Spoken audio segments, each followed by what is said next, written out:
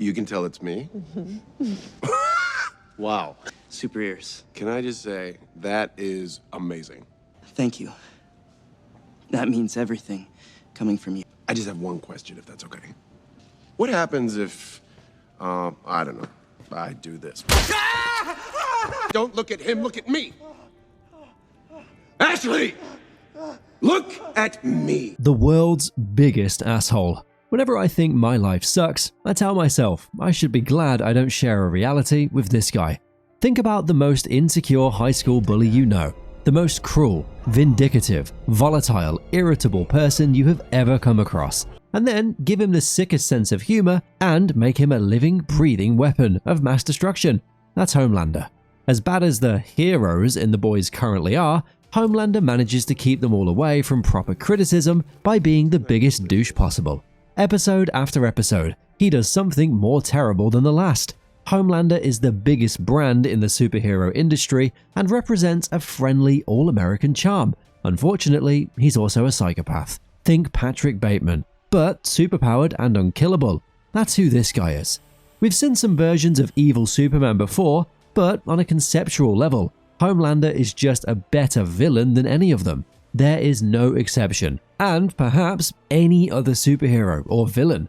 He's more interesting than most of them on our screens recently at least. He's not just morally bankrupt or evil, which would be bad enough for Superman to be, he's also batshit crazy. And to make things even worse, he's hilarious. You fucking cocksucker. We've seen a few funny psychopaths portrayed on screen before, but Anthony Starr's portrayal of this character had a distinct, raw feel to it. The character is the perfect balance of terrifying and hilarious. His latest ruthlessness just sucks the air out of the room when he walks in. Due to his carefully crafted public image and disproportionate power, he's become a focus of admiration and worship by normal humans, and he's played the part rather well. Outwardly projects an image of leadership and unwavering dedication to protecting the innocent, he genuinely loves admiration and worship, so he keeps up appearances.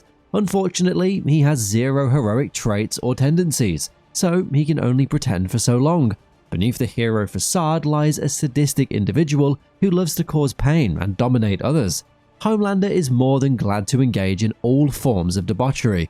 He wields his power rather loosely and eliminates anyone who challenges his authority, including law enforcement and government officials. He is above the law and all civility. He faces next to no consequences for his actions because who's gonna stop him? It's almost funny how almost every scene Homelander is in, he's committing one crime or the other. I can only imagine what he does off-screen. His criminal rap sheet is nothing short of insane. If he ever stood trial, not even Saul Goodman could save him. He would face at least 100 consecutive life sentences, dozens of death sentences, and billions in damages. I doubt there'll be any attorney to charge him anyway. They'd simply disappear in a heap of charcoal. I don't think he's ever hesitated killing or maiming someone that irritates or displeases him. He only ever shows some reluctance and regret in the Black Noir murder. He kills in terribly efficient ways, and he rarely does fistfights, mostly because it's messy. Lasering enemies into steak is just easier and neater. Unless it's personal, then he kills with elaborate cruelty, like a Mortal Kombat character. He does his thing with such ease and with a smile on his face, you can tell he really enjoys what he does. Just a child in a big playground. Homelander seems to genuinely love the taste of senseless violence. It's like a game for him. Except he's playing the game on demo mode and everyone else is on survival. He also loves letting his intrusive thoughts win. I mean, we all have intrusive thoughts, but I ignore mine like a well-adjusted human being. And with superpowered guys, there's supposed to be an extra bit of restraint, but because with great power comes great responsibility, yada yada, with Homelander, it's even less. His impulse control is disastrous, and you don't want to be near him when he gets bored. Someone please help. He has a complete disregard for human life, justice, and empathy. He sees violence as an absolute first resort, then negotiation after. Even those closest to him are not safe. He readily betrays anyone who gets in his way or challenges his authority, creating a constant sense of unease and suspicion. At some level, you can see how his lab rat upbringing contributes to his persona, And you also see this in how he relates to his son, Ryan. He values Ryan, but only because of the possibility of strength. He even shows fleeting moments of vulnerability and genuine affection, but it's all primarily driven by self-interest. He views Ryan as an extension of himself, an heir to his power, an addition to his legacy. I can't do that. Yes, you can. You're my son.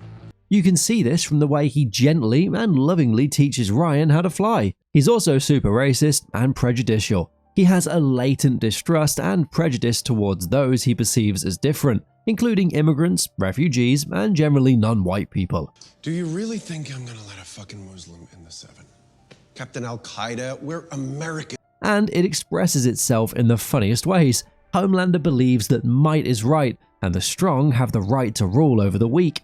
That's one thing he shared with Stormfront. The whole Bonnie and Clyde thing he had going on for a while with Stormfront was terrifying and hilarious because all they really had in common was their god complexities and racism.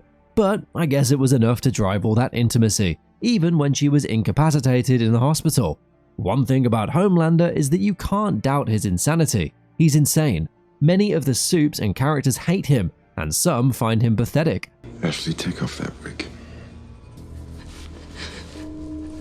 But they don't doubt the terror he can cause. It's always impossible to tell what he'll do next. One moment, he's the charismatic hero, smiling for the cameras. The next, he's unleashing brutal violence with a sadistic smile. One moment, he's trying to convince someone not to jump off a skyscraper. The next, he's forcing her to jump off of it. This unpredictable shift between hero and villain keeps viewers on edge, never knowing which Homelander will show up. He is super unpredictable, and he makes a lot of threats and follows up on everyone he feels personal about. And he takes a lot of stuff personally. He expertly manipulates everyone around him, playing on their emotions and vulnerabilities to get what he wants. This makes him impossible to trust or predict. No matter the threat he makes, it never feels like he's bluffing. The power imbalance in his world makes him all the more evil. He's so powerful that he casually gave terrorists some compound V to prove a point, Supercharge some jihadis. and then dispatch them without breaking a sweat. Despite evil Superman and beings like Omni-Man being gods, they still have some weaknesses, or at least other beings on the same power plane to check them. Homelander, on the other hand, has no equal and no control measure. He could easily do so much more damage if he was so inclined. I think that is what makes him so unsettling. Other bad supes are a loose cannon. Homelander is a loose hydrogen bomb. His sinister upbringing in his formative years definitely play a role in his behavior. All that testing and torture and propaganda definitely fed his worst tendencies and screwed with his sense of morality and general approach to human interaction. I guess he may have cared about fighting crime at some point, but it was all about being likable. But since he can get that through Vort's elaborate media enterprising, he rarely bothers with crime anymore. Now he just wants to have fun. For an overpowered psychopath, this can mean a lot of cruel stuff, like making the Deep eat a close friend. A lot of fuss has been made over Homelander's mummy issues, which is fair. He was grown in a sterile environment with no genuine human connections, and I can sympathize with that. But come on, many people have mummy issues. How many of them have a weird obsession with breast milk or kill off their fake mother figure, and then force a shapeshifter to be a fake mother figure, and then kills that shapeshifter? He also has nothing to lose, so giving him ultimatums or trying to back him into a corner is just asking for a beheading. There's a freedom that comes from being the most violent person on your planet. There's no limit to what he can do if he's in a bad mood. He's only really held back by his need to be loved, but he's getting worse now. With Vort struggling to keep him on a leash, he's truly realized that he can say and do whatever he wants. He's easily my favorite stress-inducing character, and I can't wait to see what direction the showrunners take him. Whatever they do, they can take comfort in knowing they created a terrifying and multi-dimensional villain that may very well be the best in the game.